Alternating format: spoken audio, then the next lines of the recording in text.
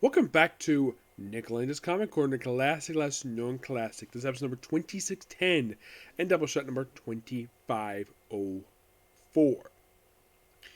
First up we have is from Marvel Comics. We have Namor Visionaries, Volume 2 by John Byrne.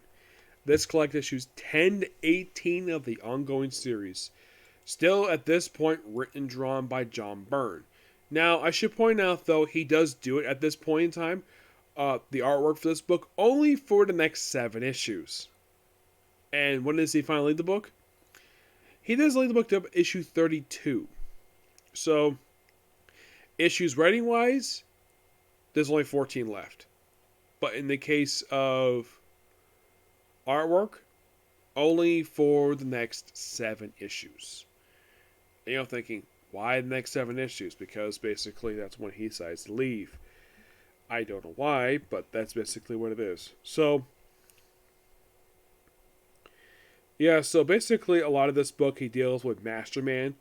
Now here's some gorgeous artwork by John Byrne. Yes, the guy is a Nazi. But at least Marvel knows not to pick Nazis as good guys. To pick Nazis as bad guys, because that's what they were, because Nazis were evil. Because they were a bunch of dicks and bigots.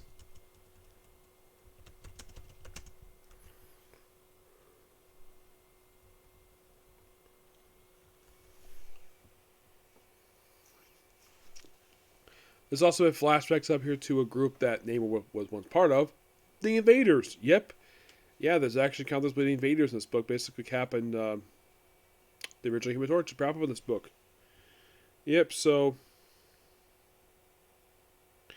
we see that Namor's being dealing with about East and West Germany uniting.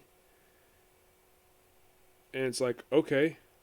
So, yeah. Those of you curious about the real life East-West Germany, East Germany was controlled by the communists, and West Germany was controlled at the time, for the longest time, by the United States, France, and Britain. They occupied the country for years, and they kind of formed two separate governments. It also kind of started the Cold War. Also, the warrior, basically, woman there, it's Warrior Woman. Yeah, Warrior Woman. She is a character who I believe first appeared in Invaders. Because I don't think she appeared here first. Yeah, she appeared in Invaders. And she still occasionally appears as Verda, and by the way, that's the same outfit she wears, basically.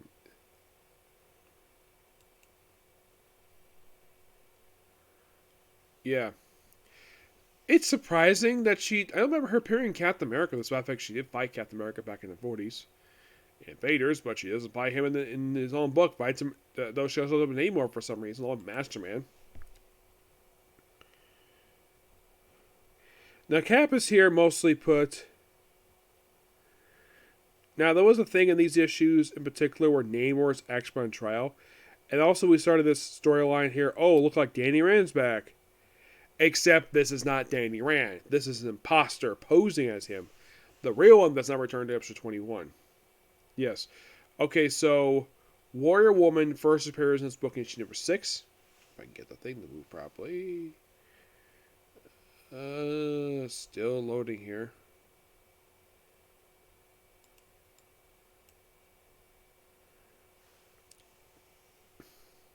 Yeah, and of course, Misty now takes up a show like, oh, it's the dragon symbol. Oh, by the way, she only appears for 10 through 12, and then she returns for number 2, and that's it for her in this book, but she does return sporadically afterwards. Her most recent appearance actually was the United States of Captain America. Yep. Yeah, and Danny appears in this book is an imposter. Yeah, it's, believe it or not, they reveal, well, we'll get to basically the whole thing with this guy here. Yeah, it's not the real one, though. He ends up destroying Misty's arm in the book. And she's going to replace it for some time. So, then we have an issue where we have Spitfire in issue number 11. We have Spitfire and the 3rd Union Jack Joey Chaplin make a guest appearance in here. In issue number 11. So, Oh, and issue number 10 ends basically they were defeated by Master Man. So then we have a flashback of looks like you have Namor talking to Winston Churchill. Yes, that's Winston Churchill. How do I know it's him? Because there's any pictures of the guy. And there's no way I ever met this guy when he was alive. He passed away like 30 years before I was born. Like, I heard a story once related to him where when he spent the night in the White House, where it was middle of the night, he came out of the bath with nothing but a cigar, and then he just, like, sees the ghost of Abraham Lincoln. Yes, this is an actual story I've heard, where he says something to him, and Lincoln smiles, and then Winston turns around and walks away. Yes, if you look up the story, from what I heard, this did happen. I heard about this on Honda History. So you think it's Andy Rand, but not really. We'll get to him. Oh, don't worry. And then we see this guy appear in this book.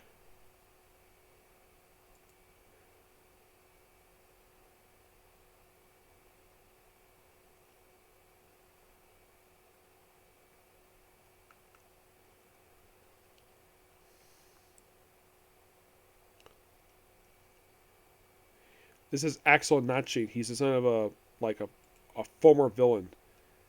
Like he is he was Masterman at one point.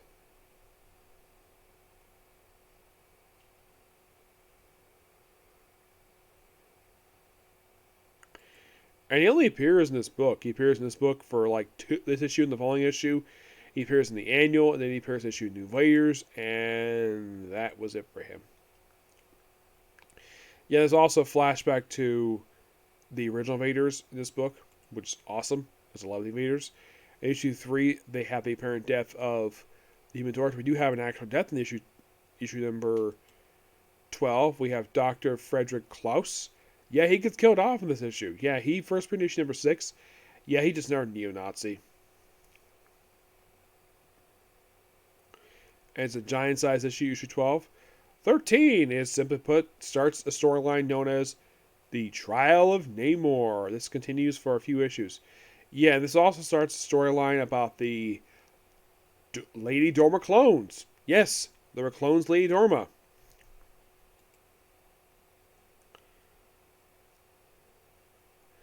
Oh, and the trial, it lasts for like 2 issues, but it's done really well.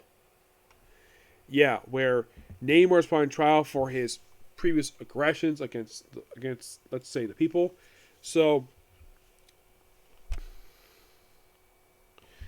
but it's done really well here, and I love basic still of the artwork here. Let's see.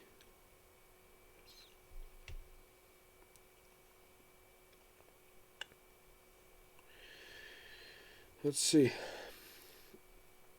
Now, I always gotta praise books that basically do trials really well.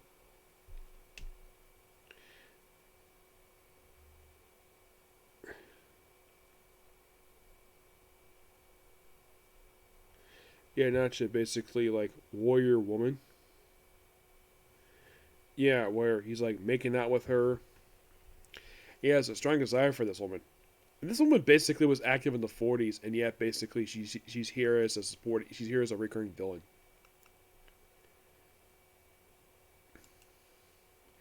He's like, "Ooh, I want you," and she's like, "I'm married." He's like, "Who cares?"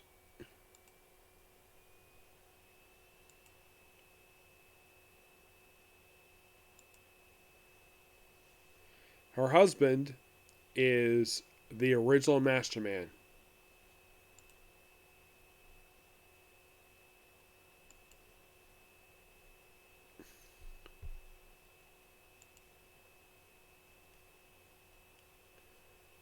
And there's one in modern day where it's her great nephew.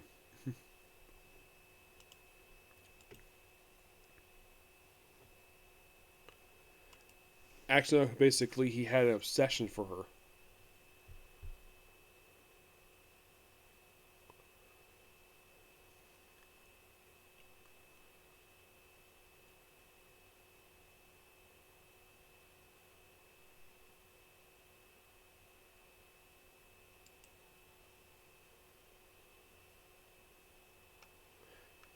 Yeah, how in the world this woman is still alive? This fact that she was active in the 40s.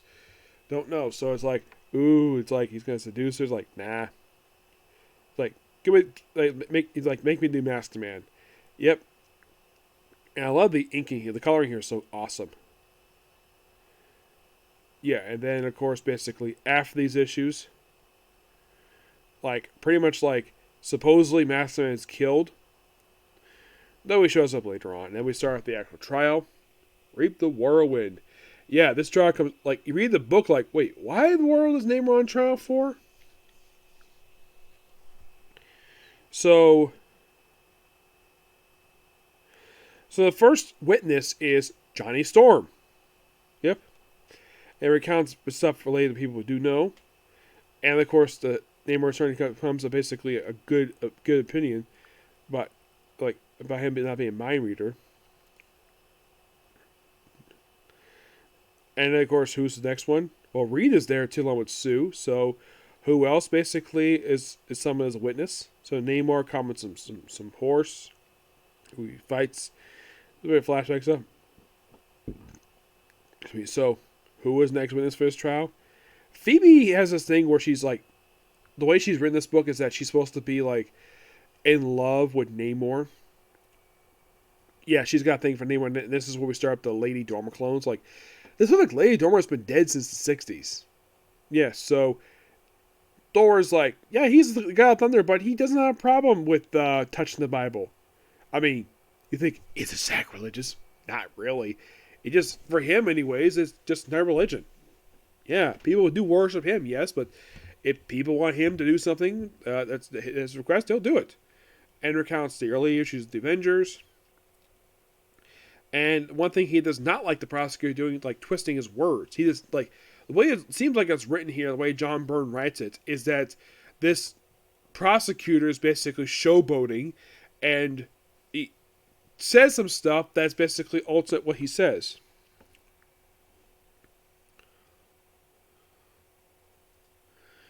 Yeah.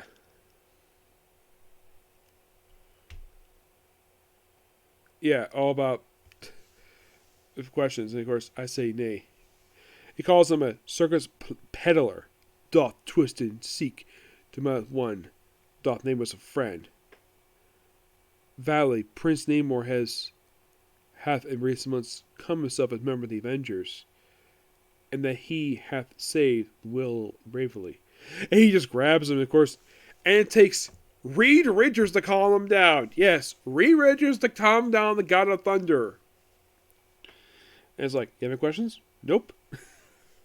And then, of course, the witness summons his the only witness, Caleb Alexander, who basically recounts some early issues and basically explains certain things. Like he explains what was shown in the first issue, in case some people didn't read the first issue.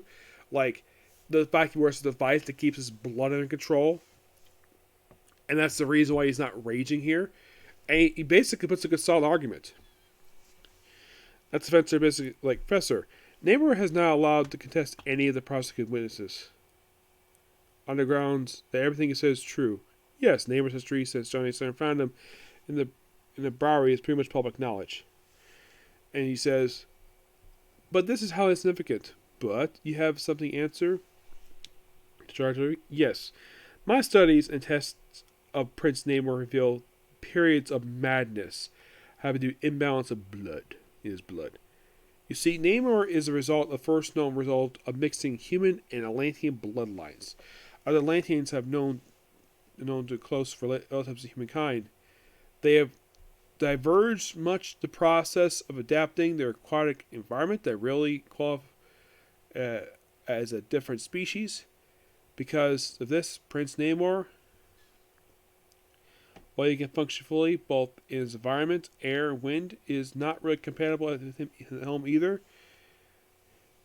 That's where a problem arises. My tests have shown that he must, in order to maintain the correct oxygen balance in his blood, spend at least 1 hour in every 24 opposite environments. That is to say, if he's spending most of his time on land, he must submerge himself for 1 hour. If he wants to dive underwater, he must surface for 1 hour each day. And if it fails to do so, the oxygen balance in his blood would almost act as a heart, causing him as a mental aberrations, madness in fact. And just how you deal with it. I created a small device which Namor wears in his belt, which monitors the oxygen level in his blood. If it becomes unstable, a bizarre warns him to seek air or water immediately. And how can we just be certain it's effective? Well, as my grandmother used to say, Mr. Clean, proof is in the pudding. Prince Namor is probably the most powerful mutant on Earth. If he wasn't capable of control and regulate his emotional extremes, do you honestly believe he'd be sitting here in this courtroom? He does have a good point about that. And there's like some wild stuff with his tank. Yep, so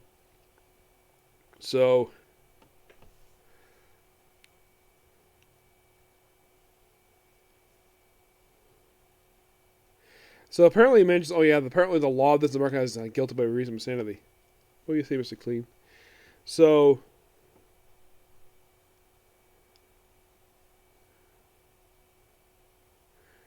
verdict. And of course, apparently the verdict is guilty by reason, guilty but insane. Final verdict, a strange trial in the tape of my head. And apparently there's some digging in his grave. And they look inside. Like, it says, on the grave it says Mackie. And I think it's some seaweed. So apparently, the result of the trial was this. Namor doesn't have to spend time in jail, but he has to report to his pro officer for a while. And his pro officer just happens to be Captain America. If anything if he's going to leave the country, has to support the Captain America first about it. And of course, Namor is like, huh. Yep. So like, yeah, Phoebe is like getting close to him. One more. And we see, so apparently Phoebe was previously married. Yeah, it's revealed in this issue here. Issue 14 of this book, it's revealed that she was in fact, married.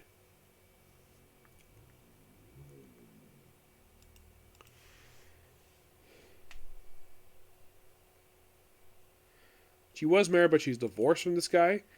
And they show off her son, Edward Payne. And he only appears in this one issue. And that was it. And apparently Edward didn't exactly recognize his own mom.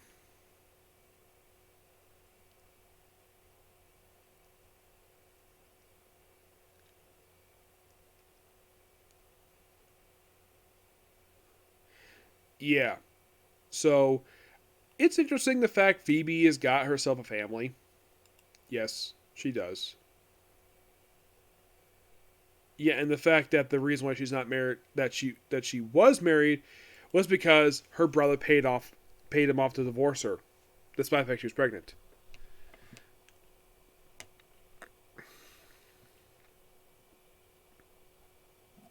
And then we have Kazar pop up in the thing. Yep. Why is he here? He sets up next few issues. That's the only reason why he's here. And they're attacked by the Griffin. Well, at least a Griffin, not the actual villain Griffin. Yep.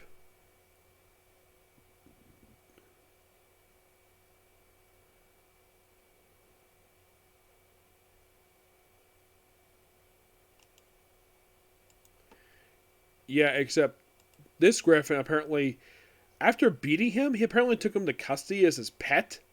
Yes, seriously.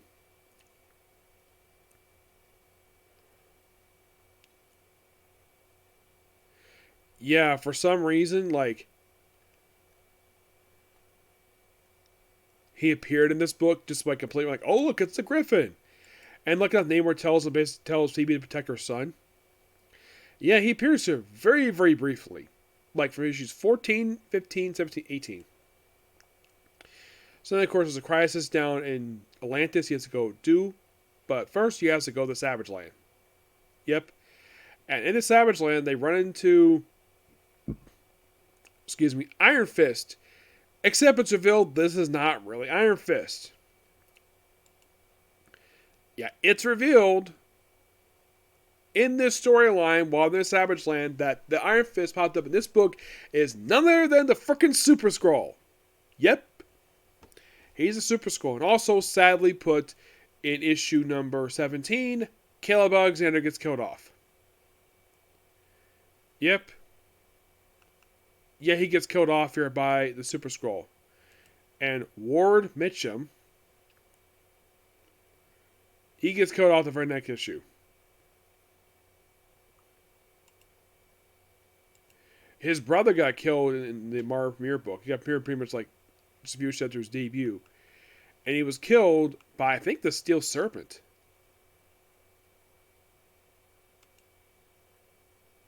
Well, a guy called Master Khan. Yeah, he appeared sporadically. He doesn't appear anymore.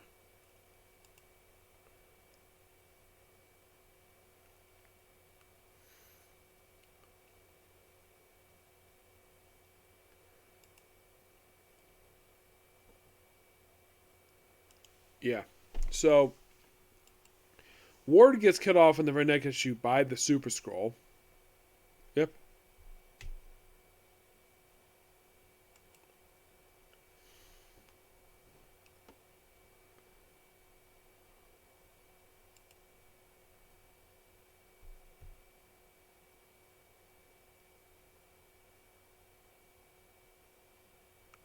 So yeah, Super Skrull killed 2 people, and yeah, so they can marry some.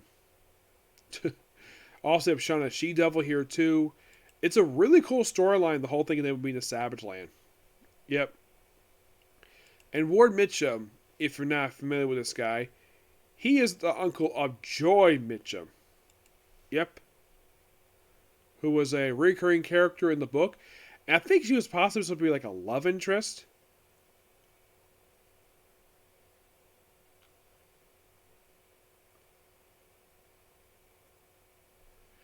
Yeah, basically with her uncle gone, like, yeah, first her father died in the 70s, and her uncle dies in the 90s.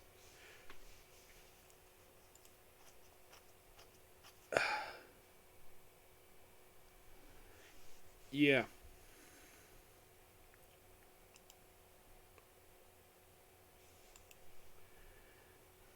Yeah, and that's kind of where the book ends. With basically, first Caleb Alexander gets killed off, then Ward Mitchum gets killed off. Yeah. Really odd way to end it, but hey. Yeah, then we get more basically stuff later on, but these issues are great. I love these issues. I give these issues a 10 out of 10. Now, next time I talk about Namor, it'll be talking about, well, the rest of this run. Basically, I'll do it, basically kind of do an omnibus, while cover basically covers like up to issue 40, but I'll discuss later. So, excuse me. Next up is the Doom Patrol Showcase Omnibus. The Doom Patrol Bronze Age Omnibus, which this book collects. Okay, it collects Showcase 94 to 96, Supergirl Volume 2, number 7 through 9, material from Superman Super Team Family, number 191 to 193. There's also DC Comics 92, 92, 52, Secret Orders in number 1. There's also a couple issues of new. There's like issues 13 and 15 of New Teen Titans because Robot Man guest stars in those issues. The first 18 issues of Doom Patrol Volume 2, the annual for the book, and the first annual, and that's pretty much it. Oh, there's also the Superman annual. Now, here's I'm skipping over from that book that I'm not discussing. The Supergirl issues, discuss those in the Supergirl trade, that they collect those, and the Superman issue, and issue 10 of Doom Patrol. Now in showcase number 94, we have the return of the Doom Patrol, and we have Roman in a brand new body that he basically, by the time next the Doom Patrol show up, he gets a brand new body. This is actually a second body he has. Yep, this weird body. Somehow he managed to survive the explosion that happened in issue 121. Yeah, and then we have Several brand new characters make their debut in this one issue alone. Now, these characters basically became the brand new Doom Patrol with Roman there.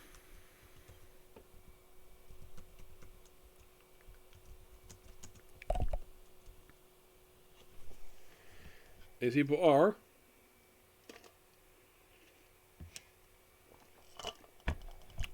Cessus, Tempest, and Negaloon. And Doc Magnus is here. You're thinking, wait, Tempest? You mean Aqualad is part of this group? No. Completely unrelated character who just happened to see them before Garth did. Tempest, his real name is Joshua Clay, who was Tempest throughout this run, and then by the time Grant Morris take over the book, he stopped being a superhero, became the team physician. Because the Doctor. Negative Woman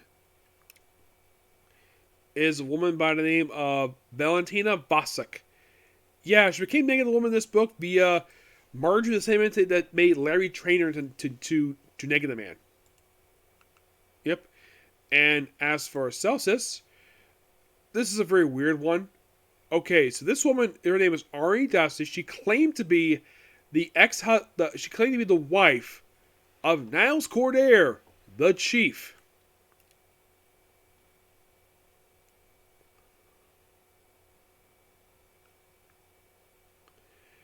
Yeah. And like at one point they actually found the Chief's wheelchair at one point.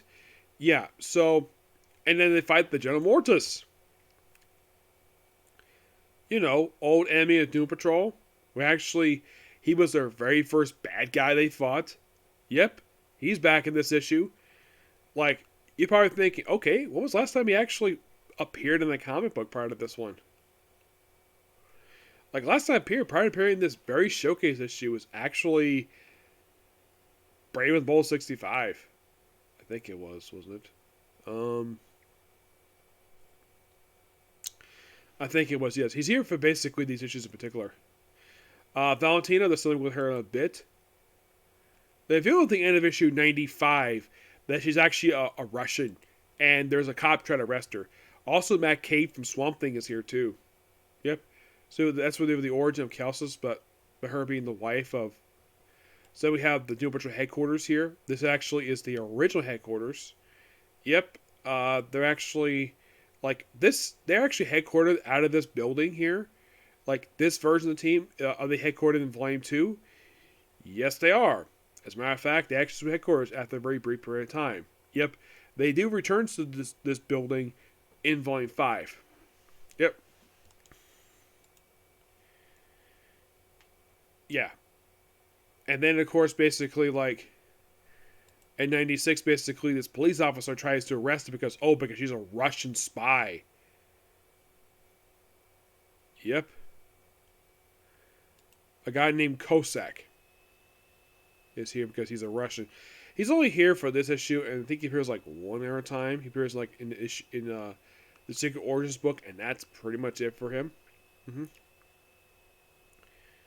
So you think, okay, so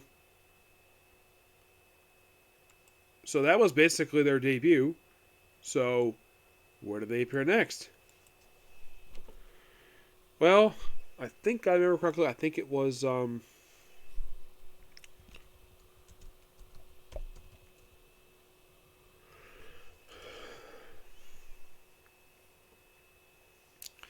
by the way, this is Paul Kupperberg's run for the book. He actually writes all the appearances except for Super Team Family.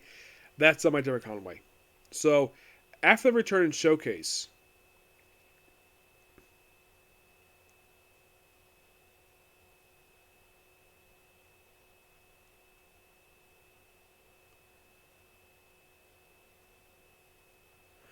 so then next, basically, they appeared in Superman Family, issues 191 to 192.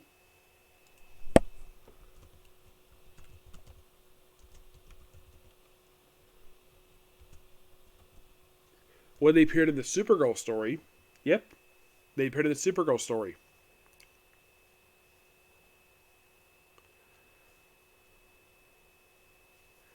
Yeah, where she teams up with Doom Patrol to take on Gravity Man, Martin Tan, La Laser, Cox All, a few others. They're here for these 3 issues in particular. Mm-hmm.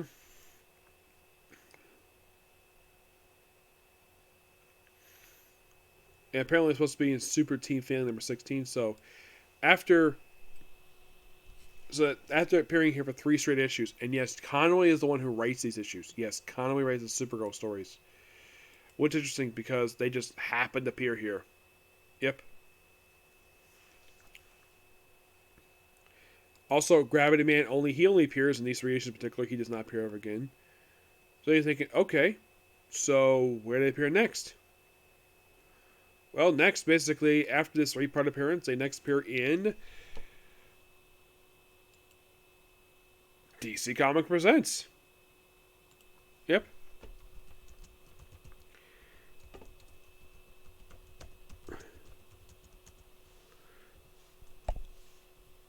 Yeah, and this is actually Kalkenberg returning to the characters, and they reveal the backstory. They're actually looking for him. They're actually looking for Negative Woman in this issue, and basically that's the reason why they're here.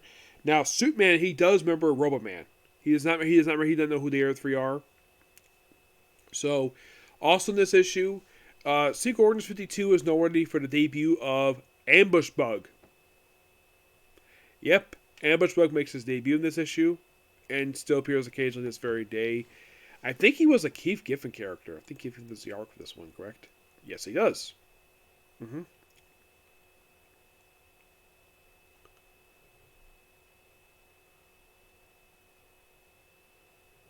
So now I'm not going to discuss the Supergirl issues because I've already discussed those already. So you're thinking, okay, so yeah, next they appeared in Supergirl for like 3 issues, but I've already discussed those issues already thanks to the Supergirl trade that collects them. And you're thinking, okay, so where next? How about the Secret Origins Annual? Yep.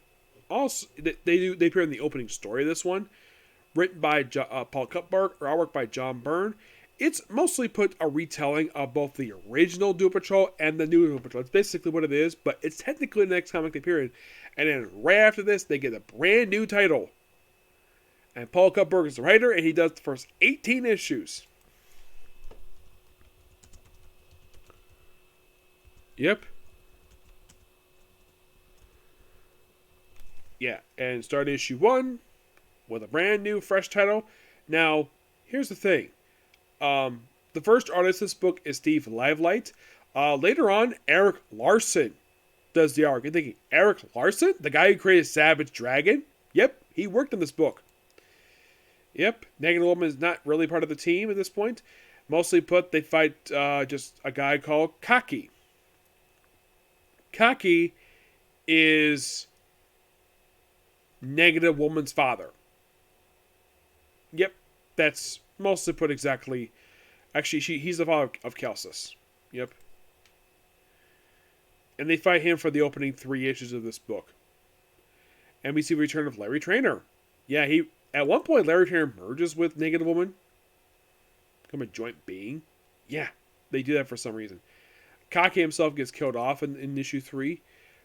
Now, there's also issue 3's debut of Rhea Jones, who became Lodestone.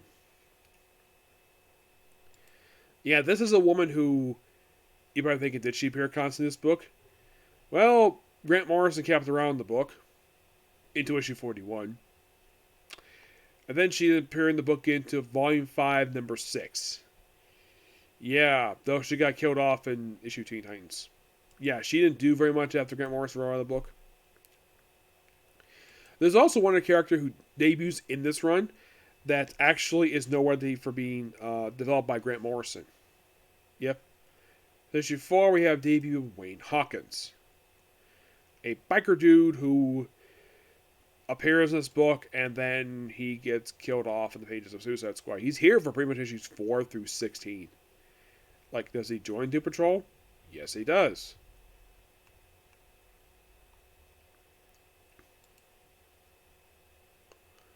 By issue 4, basically, like, we feature the first minutes of characters like Goldstar, Hellbender, and Thunder.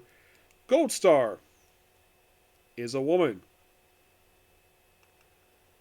And she appears for 2 issues. Appears in issues 5 and 6, and that is it for her. No, seriously. There's also Hellbenter. It's like basically Cupberg, which is trying to create some new villains for Doom Patrol. So, because they killed off the first major villain for this book, after like 2 appearances, yeah, then after issue 6, basically, like, they create more villains. Holocaust, Sonar, and Blockhouse. Sonar is not the one from Green Lantern. This is a complete unrelated character. This is the second Sonar, and he only appears in this one comic book. Yep. Yeah, it's like, okay. And this is at this point when Eric Larson takes over the artwork duties for the book. And I think it means artists around issue 18. By issue 7, they're fighting Shrapnel. Now, those of you thinking, that name sounds familiar. Didn't he appear on Arrow? Yes, he did. Except there was a human conspiracy theorist. Well, in the comic, it's figured robot shoots metal. Yep. Basically, this is his debut. Excuse me, yeah. Now, he's actually the first recurring villain for Doom Patrol who people do know of, except he only appears in 2 issues. Nikki, really? 2 issues for Shrapnel? Yeah. Seriously, I'm not kidding about that. Yeah, and also, they also debuted the character in issue 6 of Blaze. He is not here very long. He gets killed off in Invasion. Karma. I've already discussed him already. Arani. Yeah, that's Kelsa's. Yeah, she's not appearing as a code name. Yeah, then by issue 9, of course, basically fights... We have return of Gorgox for the first time since the original Doom Patrol book. Yep, he returns in this issue. Yep, he does.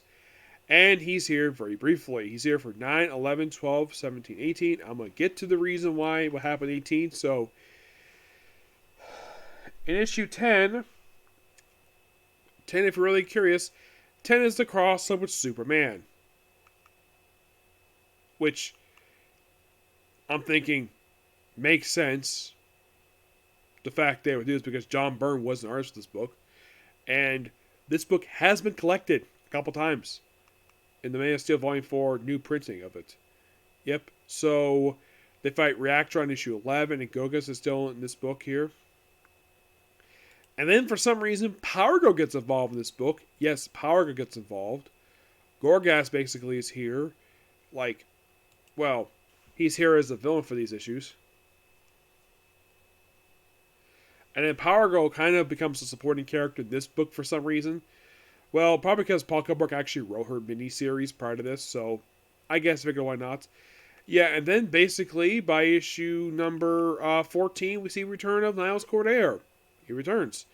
14 is not only a return of him, we also see a debut of a character who Grant Morrison would make into one of the big mainstays of his run, Dorothy Spinner. Yep, Dorothy Spinner. The crazy girl. Yeah, she had this mental stuff. Yeah, Grant Morrison did a lot of stuff with this character. My gosh, it was insane. Yeah, and they also find a woman named Pantha. This evil creature who's like an enemy of Power Girl, and she appears just for a couple issues. Yeah. Yeah, Power Girl for some reason is like a supporting character in this book for some reason during Kupberg's run. She doesn't join Doom Patrol, but she's here for a couple issues. And then, oh boy, issue 15 has the return of one of the most laughably names for a villain ever. 15 is the return of the Animal Vegetable Mineral Man, who last appeared back in issue 102 for Doom Patrol Volume 1. Yes, this guy. His name is so hilarious. And this guy was invented back in the frickin' 60s. Yes, seriously. Yeah. It is strange, though, the fact that Paul Kupberg, they're going to bring this guy back. He last appeared in issue 95. This is only his 3rd ever appearance in comics, not counting a Secret Orders book. But He's here for 2 issues, 15 and 16, and he returns in volume 5. You're like, what? Yes, seriously. They also return with General Mortis in issue 16. 17 is beginning to invasion and pretty much beginning of the run. Callus, Chief's wife, gets killed off in the issue. We also get appearance by Aquaman and Sea Devils take on the Alien Alliance. And then Gorgix gets killed off in the issue number 18. Yep. End of him. He gets killed off. Bye-bye. Yep. But we're not done here. By the way, issue 18 was not drawn by Eric Larson. That was by Graham Nolan. You're thinking, Graham Nolan? Isn't that the guy who created created Bane? Yep, same guy. There is also the Doom Patrol Annual, written by Paul Kupperberg, the opening story, or backup story, artwork by Gene Frios, backup one as well, with the artwork by Randy DeBook. The opening story deals with Lex Luthor. Second story is a Lenz story. Excuse me, that's pretty much it for this book. Yeah, I'm sorry I went 40 minutes, but it was a lot of talking about this book. I'm going to give the Doom Patrol Bronze Age Omnibus a 10 out of 10. Really good stuff here. And yes, there will be another Omnibus when it comes to Doom Patrol, and that'll be for the Rachel Pollack run. This is all like, almost everything I just talked about here, with the exception of the Super Team issues, all written by one guy, Paul Kupperberg. Now, I should mention why some characters had to... Now, some characters had to disappear or just get killed off. Because from what I've read, Paul Kupperberg had heard Grant Morrison no plans to use the characters. So he kept characters around Grant Morrison was going to use and had their characters either just leave the team or die. Yes, and when Grant Morrison took over the book, from what I read, the book was actually not selling very well. Despite the fact the issues are really good. Yeah, these are good issues. And yet, people weren't buying them at the time. So, DC probably was getting a little desperate. They probably keep the Doom Patrol running because Paul Kupperberg probably was an editor at that point. Probably is a big name. He probably pushed to keep this book keep going. Like, okay. He's like, he'll voluntarily leave the book and hand off to Grant Morrison. Now it's been debatable exactly what was his first book he worked on. Because some say it was Man for DC, or it was this book. I don't know what the first book was. I've never met Grant Morrison, so I don't know exactly the reason for it. But Paul Kupperberg himself, he did an excellent job with this book. And I do appreciate some writers they previously bring in characters in books they work on that they previously, appeared in. Like how Power Girl appeared in this book. Superman, the reason why he appeared in this book too was probably for the fact he wrote DC Comic Minutes number 42. The fact he wrote a lot of Superman stuff. Paul Kupperberg was a damn good writer, and this is actually one of the few trades that anything related to his work from DC, which is strange. Like his Supergirl book, that's in trade. His Doom Patrol stuff, that is in trade, as an omnibus. I was hoping basically something like some of the Grant Morrison stuff, because for some reason DC went to do printing. Oh, Doom Patrol new printing, and it's Grant Morrison stuff. Why? I get the fact basically Grant Morrison stuff is good, but it's weird. But I guess because people like that stuff, fine. But what's wrong with Paul Kupperberg's run? Seriously. So DC is like, okay, so we do all this work. We can't do regular paperback, so put it in the hardcover and charge $100 for it. Yes, that's probably what happened. I'm not sure. But, yeah, this would be pretty much a particular review. Please be sure to like, comment, and subscribe to my YouTube channel, turn on notifications, and do not hit the dislike button. So next up, Tales of White Rings. Okay, next video. Bye.